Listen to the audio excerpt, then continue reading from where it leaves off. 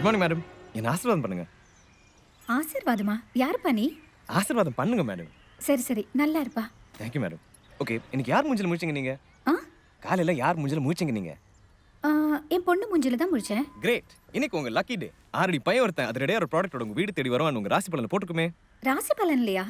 Mister fix.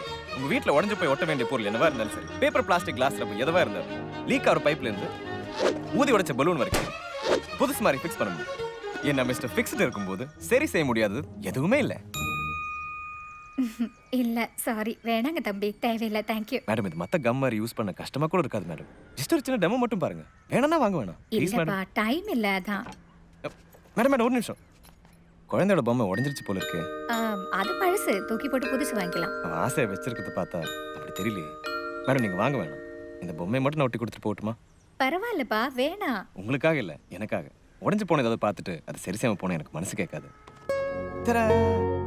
Thank you.